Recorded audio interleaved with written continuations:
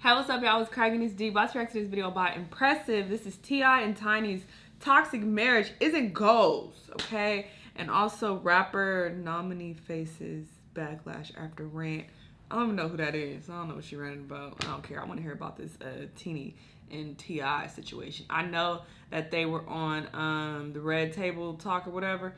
I didn't watch it. I intended to, but I got shit to do.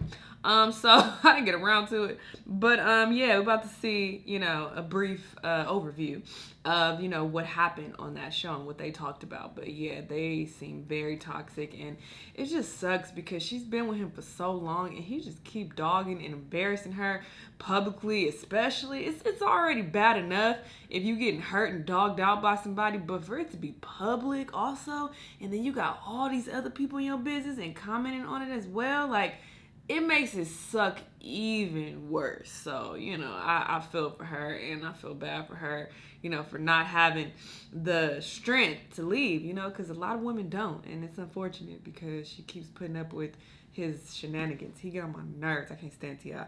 But anyway, let's see how toxic their marriage is. Let's watch. Hello everybody, welcome to the Impressive channel.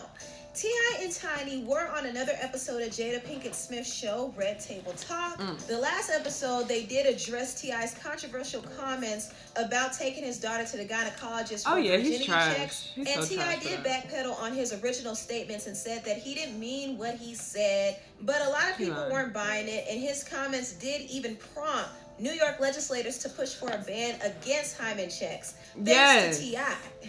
Anyway, let me talk about this recent episode that T.I. and Tiny did on Red Table Talk. They talked about their very complex relationship, and I have to say, while I was watching this episode, I was just a little bit annoyed because T.I. has this arrogance about him where he always feels like he's right. And even when Tiny was trying to express herself, he had this smug look on his face and he was always ready to interject. And I wasn't feeling that at all, but honestly, I didn't expect anything different because T.I. doesn't really respect Tiny's opinions and he doesn't really allow her to have her own voice. I remember when Tiny went on T.I.'s podcast, and it was painful to watch T.I. constantly interrupt Tiny and downplay her opinions. But T.I. is used to doing this, and he has been doing this a lot throughout their marriage.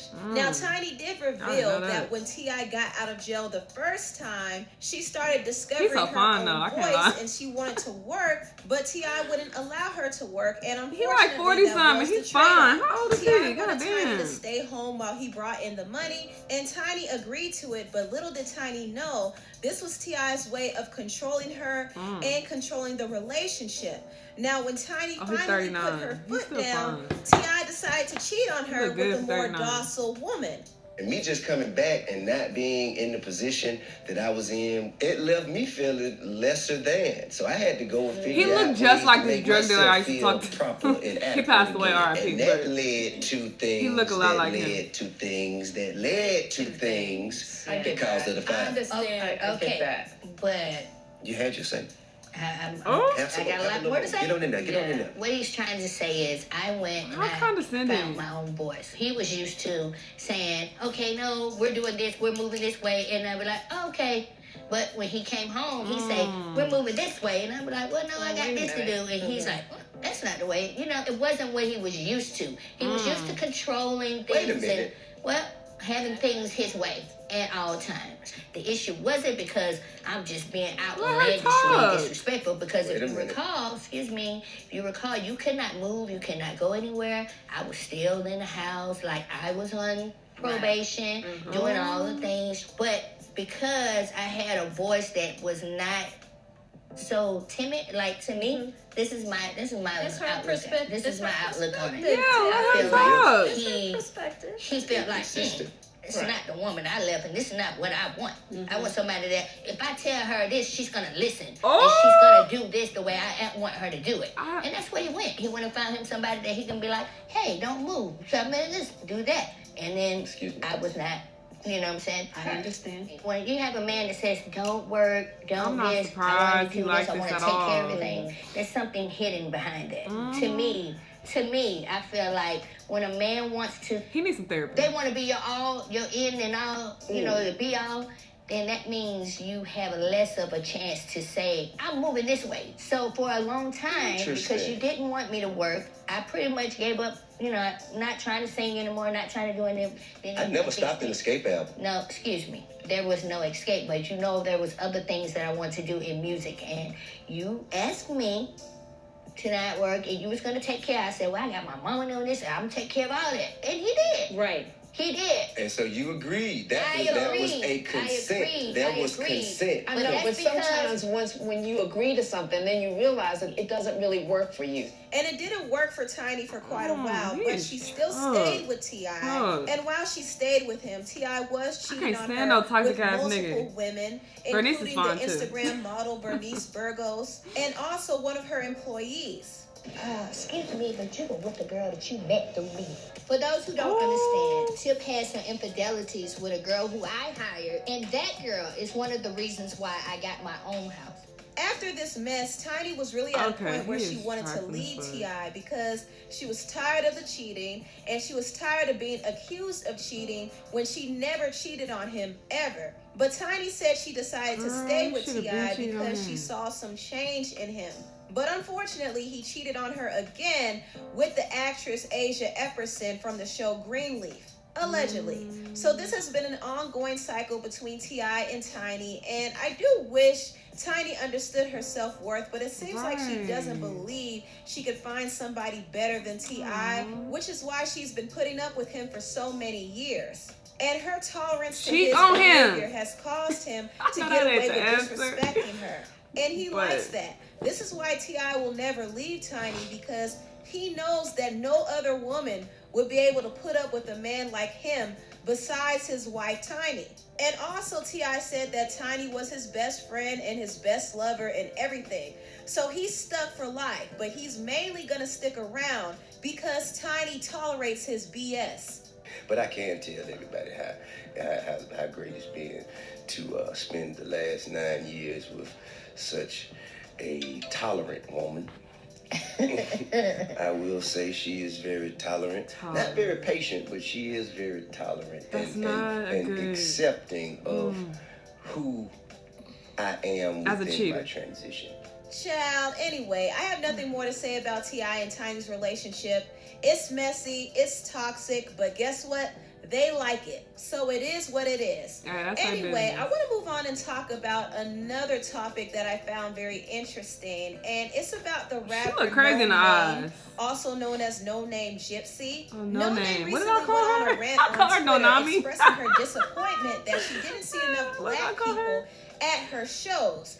And she did get a lot of backlash for this, which caused her to delete her tweets.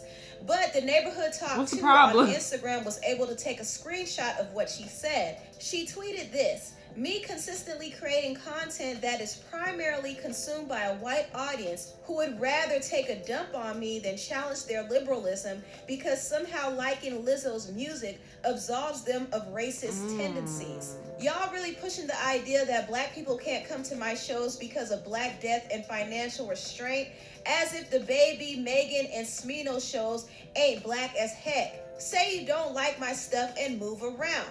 What's funny is most black artists are just as uncomfortable performing for majority white crowds, but would never publicly say that out of fear and allegiance to the dollar, which is not a bad thing necessarily, because people gotta eat. But y'all wouldn't be up in arms if I quit working at McDonald's. And somebody said, "I feel like the black demographic that likes your music isn't really the concert going type," speaking from my own perspective, "and that's why you see white folks at your shows so much more. We ought to do better though." And she said, "That's real. Unfortunately, I'm not going to keep performing for predominantly white crowds. I have 2 shows on the books. Then after that, I'm chilling on making music. Deep. If y'all don't want to leave the crib, I feel it. I don't want to dance on stage for white people." Now, I have some mixed feelings about this. I think NONAME should be a little bit careful when it comes to expressing what she feels, especially if she's going to offend the people who put money in her pockets. And that's not to say she should sell out for the dollar, but just be mindful of how the message is going to come across. People are accusing her of being racist now, and I don't think she was being racist at all. She was just keeping it real. But for her to say that she didn't want to perform for white crowds anymore, it's kind of a slap in the face to the white people who have genuinely been supporting her.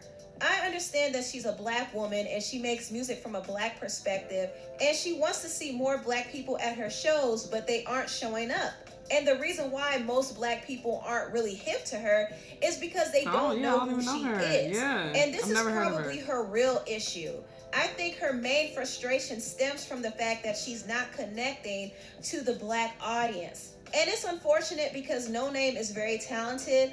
I first found out about her through Chance the Rapper, and since then I have been listening to her music here and there. I really like her mixtape Telephone, and I also got a chance to listen to Room 25, and it's a very unique album. I think NONAME's whole style of rap is very unique. She's poetic, and it's almost like she's doing rhythmic spoken word. That's kind of what I get when I hear her rap, and of course her music is a different blend of hip-hop and neo-soul and some other genres, but overall I think NONAME is a talented, unique artist, but unfortunately her style doesn't really resonate with the younger black hip-hop audience today. And also another thing to note is she is an independent artist, so she doesn't have any mainstream backing whatsoever. And that's another reason why she's not really well known, especially among the black audience. Also, another complex layer to this is her image. She's a dark-skinned girl in the music industry, and we all know that colorism is very prevalent, and there's a certain look that she has to have to be more embraced. And I think this is the root of her frustration. She's a black artist who makes black music. I mean, most black people can listen to it and relate, but the people who actually support her music and pay to see her in concert are white people. And it's kind of awkward for her because she doesn't feel that connection or familiarity with her audience. But at the same time, these are her supporters, and I don't think she should alienate them because they're white. But on the flip side, I do kind of understand where she's coming from. And she's not the only artist who has felt this way. Lauryn Hill shared the same sentiments in the past, and also Lizzo talked about how grateful she was to finally connect with the black audience, because for the longest time, her following was mostly white, and nothing's wrong with that. But as a black person, there's a sense of pride when your own people really rock with you. Right. It feels good. Just the other day, I went to see Fantasia in concert, and just to see the show she put on and the energy she received, it was just amazing. And most of the people in the arena were black. So I do understand why it's important for a black artist to have that connection to their own people. But at the same time, there's nothing wrong with non-black people supporting black artists either. Anyway, tell me what you all think about this down below. Ooh, that's real deep. That's real fucking deep, because I've always noticed that. Well, as of recent, going to concerts, and of course I go to rap and R&B concerts, and there is primarily white people and other races. Well, since I'm in LA, I see, some Mexicans too. White people, Mexicans, Filipinos, but it's not very black. Like, what's the last concert I went to? I think the last concert I went to was J. Cole, and I've seen him twice. In both concerts, same thing. Like, very, very non-black. So it is kind of different, and especially because this was not the case years and years ago. Like, when I was really little going to concerts, because I started going to concerts when I was like 6, 7. Like, I was really young going to concerts. I don't know what my parents was thinking, but anyway. So I was going to rap concerts and, R&B concerts at a very young age. And I just remember it being just nothing but black people, like all black. And, you being a black artist, of course, you're going to want to connect with people who look like you. This is just standard, and especially if you're making, woke type music, because I don't know what type of music she make, but just looking at her, and hearing the girl say that, she has like spoken word type music. Like, I feel like she might be talking about some deep shit. I could be wrong, but that's just the impression I got. So if you're talking about like, you know, issues, you know, about racism and shit like that, and then, you know, your audience is white, you like, wait. You know, so I kind of get where she's coming from, but I also understand, you know, what this chick was saying about not alienating your audience, because if they're listening to you, then apparently they're in support of what you're talking about. You know, I mean, it is a chance they could just be bopping your music because they like the beat and, you know, they just singing along. Sure, that is a possibility. But I feel like most of the time they're actually like, you know, paying attention to what you're saying, and they're in support of it, and they like you, they fuck with you, and, you know, they want to support you. So I don't think that she should be like, oh, I don't want to, I don't want to perform for all these white niggas. Like, I'm cool. Like, you know, where the black people, like, I don't think she should say that.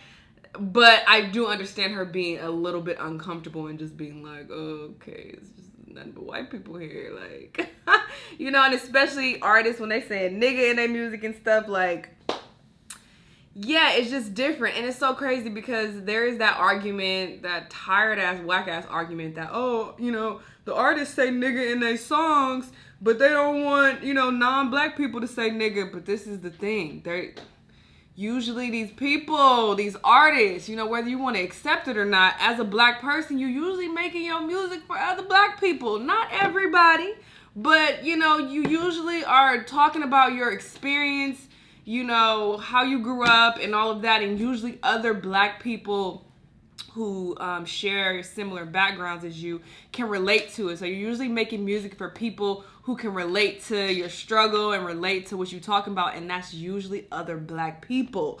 So yeah, it just so happens that people love black culture. People, you know, other races, they love it. They love rap, they love R&B, so they just, you know, consume this music. So it's just like, okay, I mean, y'all here too? Bet, let's rock, you know? But look, this is a really deep topic. I'm gonna just, you know, whatever. I got a lot to say about this, but I don't want to make this video, you know, super long. But in short, I get what she's saying. I understand her being uncomfortable, but at the same time, like, to be like, nah, I don't want to perform for y'all white people. It's too many of y'all. I don't agree with that either, because, you know, just because they white, that don't mean that they not, you know, with the cause or whatever. They might be, you know, in support of you. They might be really fucking with you, and, you know, they paying their money to see you, and, you know, I don't think you should alienate them just because they're white. So, I don't know. It's a very complex situation. Anyway, y'all let me know what y'all think, though. Let me know what other videos you want me to react to, and I'll see you in the next one. Bye!